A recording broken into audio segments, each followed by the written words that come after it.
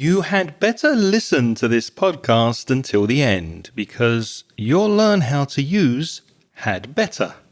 And we'll also explain the difference in use between should, must and had better. Welcome to Aprender Inglés with Reza and Craig.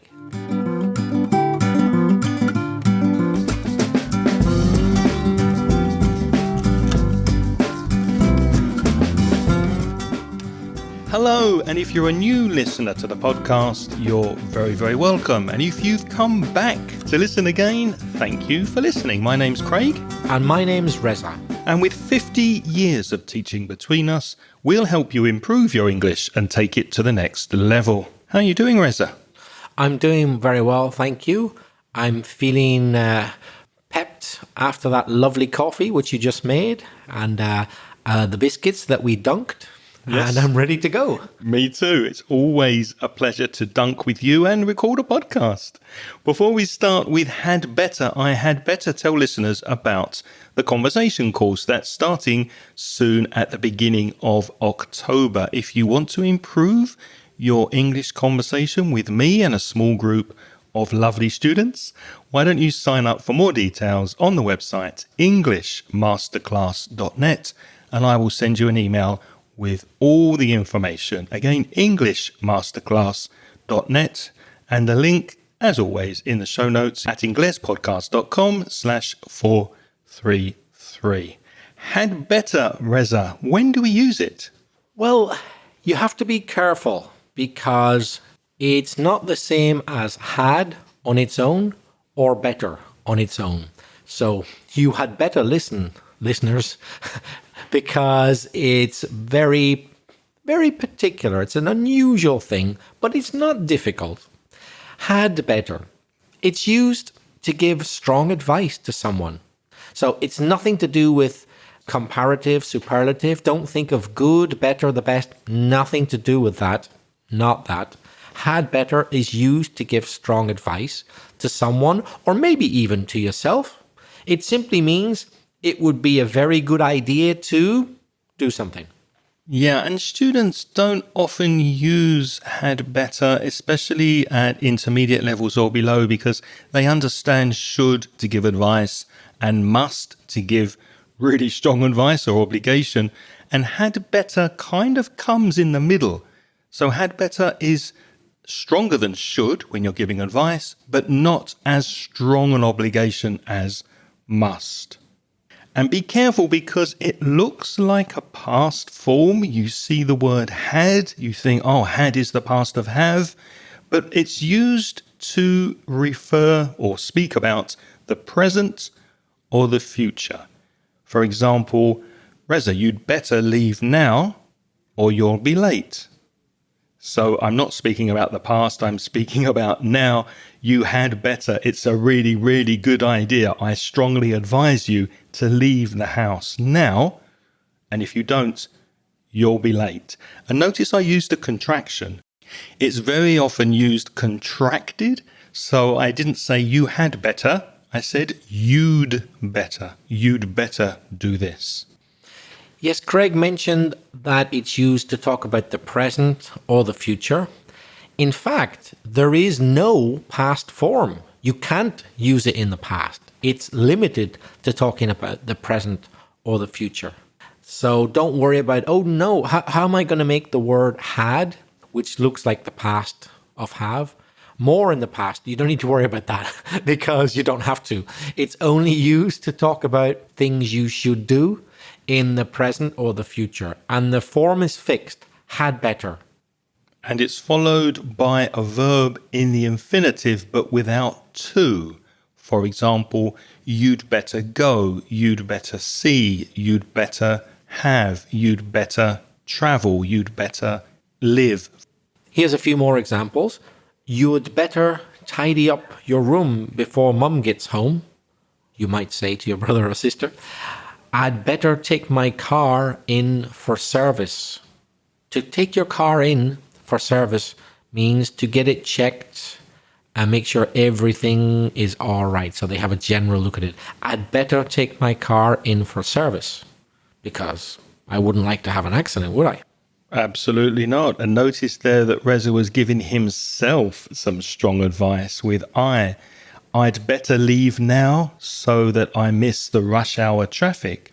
I'd better put some petrol in the car before I go on a long journey. So you feel internally a strong obligation and you're giving yourself strong advice.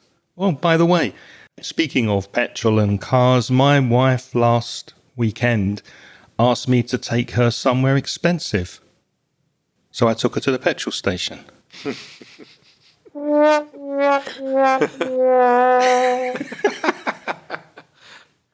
What about the negative, Reza? Well, so far, we've just spoken in the positive, the affirmative form, and it's simply had better, right? And it doesn't matter if it's I, you, he, she, it, we, you, they, all the forms. I had better, we had better, they had better, John had better, Craig had better. Okay, what about the negative form? Well, it might not be what you're expecting. You might think, oh, well, the opposite of had, will it be hadn't? Hadn't better? No. It isn't actually. The negative form is had better plus not. So you add not at the end. Had better not. Or you could use the short version of had apostrophe D, better not. So you could say, for example, you had better not drive home, or you'd, that's Y-O-U apostrophe D, you had or you'd better not drive home. You've had too much to drink. Another example, we'd better not get there too early. We'd better not get there too early. Or you'd better not say that again. So have you noticed, listeners, then, it's the same for the negative as it is for the positive. In other words, had better plus the infinitive without to, as Craig said. And the infinitive without to for the negative is add the word not before the verb. To be or not to be. Take away to, be or not be. So not say, not go, not run, not talk. So had better plus not plus the verb. That's it.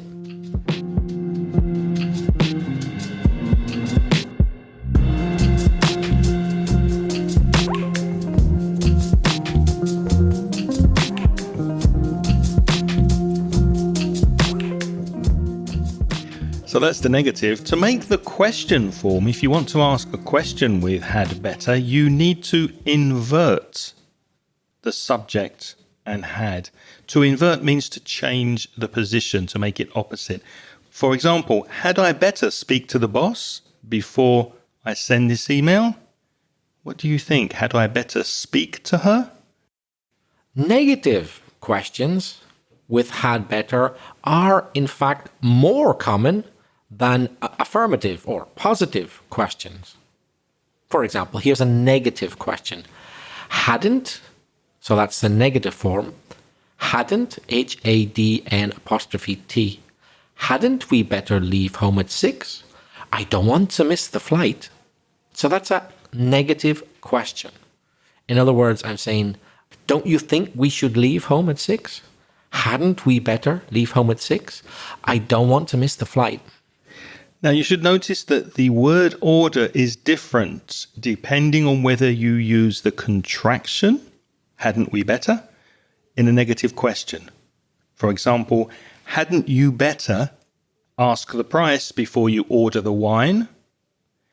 But with the non-contracted form, it's had you not better ask the price before you order the wine. Let me repeat those two again so you notice the difference. One is contracted with hadn't, and one has the full form that's not contracted.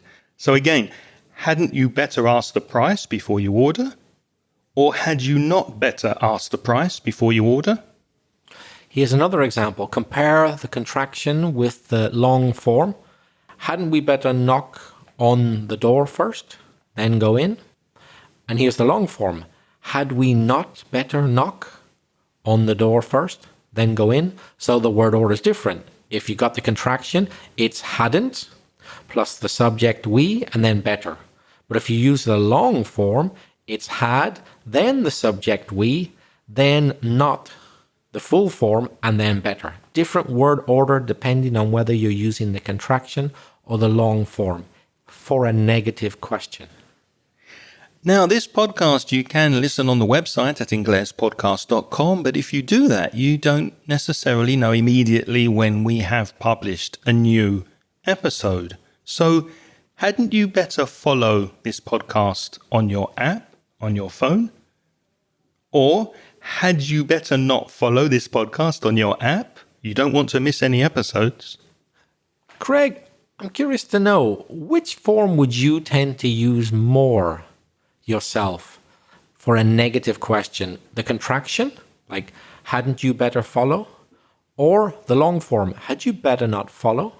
Yeah, in most cases, the contraction, especially in spoken English. Maybe if I was writing a formal email to somebody I didn't know and I wanted to be as formal and correct as possible, I might use the full form, but almost always I would use the contracted form. What about you? Newsflash, it's the opposite in Ireland. We use the long form far more often. Really? Yeah, far more often.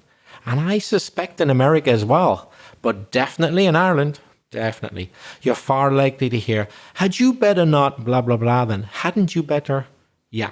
To me, that sounds English. And when I say English, as in not Irish, in Ireland, we use the long form more, for sure. And we don't associate it with being more formal. So that's why I asked you. Curious question. That is very interesting because in London, down south, I would say something like, hadn't we better make a reservation before we go to the restaurant? So I'd use the contraction. Imagine you're an American now. Let's be all American. Ask me something with a negative. Had you not better order your coffee before the rush, young man?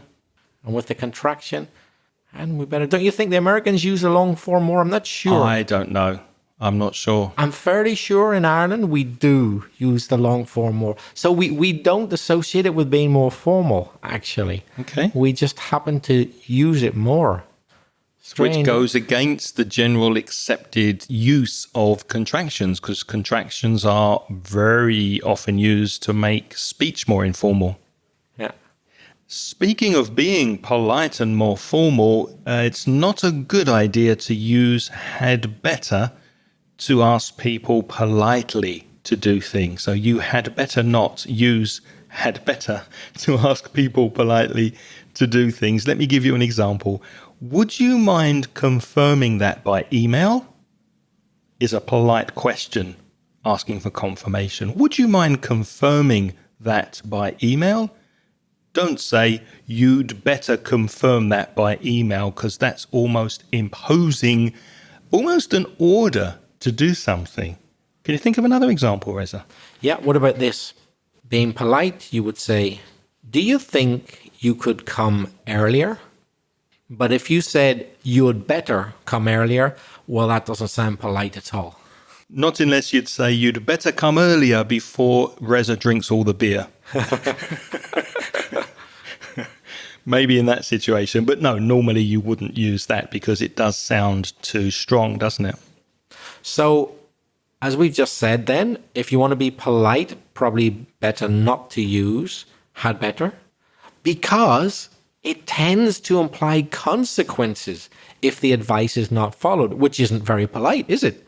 So, for example, imagine you get a phone call which you're not expecting when your son is on holiday in a strange foreign country, and you hear this message: we've kidnapped your son.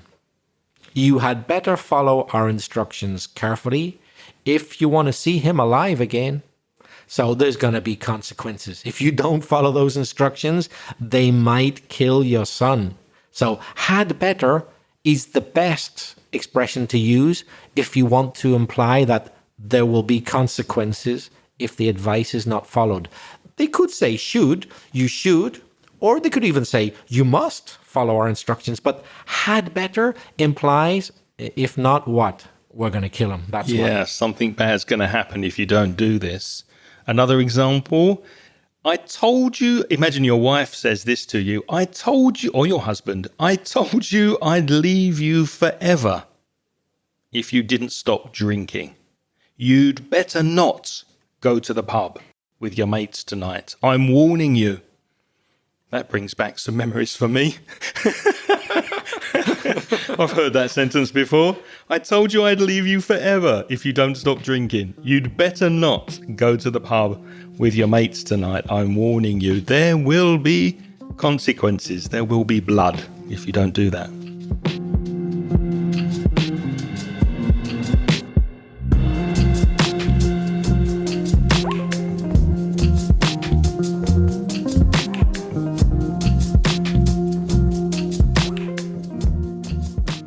So let's look at some advice you could give using had better, as we said, for strong advice. Now, what would you say, Reza, to a friend who has been working too hard, for example?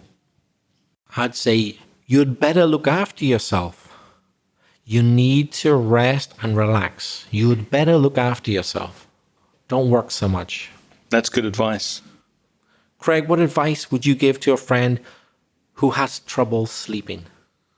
Well, you'd better stop watching Netflix until 3 a.m. in the morning and get some sleep. And what about a student, Reza, who wants to improve their listening skills in English? Oh, that's very easy. You'd better start listening to Aprender Inglés con Reza Craig and check out the Mansión Inglés. Very good advice. And someone who's very tired? You'd better get some sleep. So, you know that expression, to get some sleep? I could say you'd better sleep, but the expression to get some sleep implies that you haven't been sleeping enough and you need to. So, you'd better get some sleep. Greg, what advice would you give to someone who has just been made redundant? Well, if you've just been made redundant and you have a family to support and the cost of living is rising, the bills, the electricity is going up, you'd better find another job quickly, or at least you'd better sign on the dole until you get another job. To sign on the dole means to claim unemployment benefit from the government. Reza, what would you say to someone who has a bad toothache? You'd better make an appointment with the dentist as soon as possible, because the longer you leave a bad tooth, the more difficult it is to cure it. So you'd better phone the dentist quick. Craig, you are in this position, you're married, so what advice would you give to a friend who has just got married? Just got married. I would say you'd better learn to compromise. That sounds like good advice. Or maybe learn to change some of your old habits. What would you say to someone who wants to do an intensive professional B2 or C1 English course online? I'd say you would better follow the link in the show notes, englishmasterclass.net, and sign up as soon as possible. Oh, that's very good advice. Thank you very much. Now, if you want to improve your speaking, you'd better practice. And I can think of a no better way than by sending us a voice message. Why? Because you can record your message. And if you're not happy with how it sounds, record it again.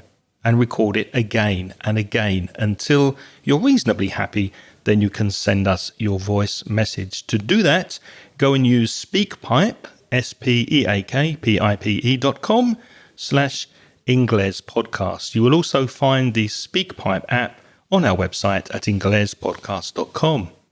Reza, how can people reach us by email?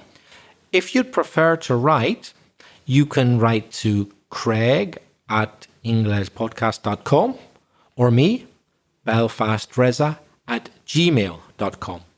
And on the Mansion Ingles store, you'll find courses that you can pay for to help you with your English. Go to store.mansioningles.net to have a look at the products there. And before we go, we'd like to thank all of you who are helping us by supporting this podcast on Patreon. You too can join our Patreon program for as little as $1.20 per month. And that includes the VAT, the value-added tax. You get instant access to recent transcriptions so that you can read every word that we say on the podcast. For more information, go to Patreon, patreon.com/Ingles podcast. We'd like to thank every single supporter of the Patreon scheme, but we haven't got time. So as we traditionally do, I'd like to thank our most recent sponsors who this month have joined the scheme, and they are Eugenia Gil and Esteban.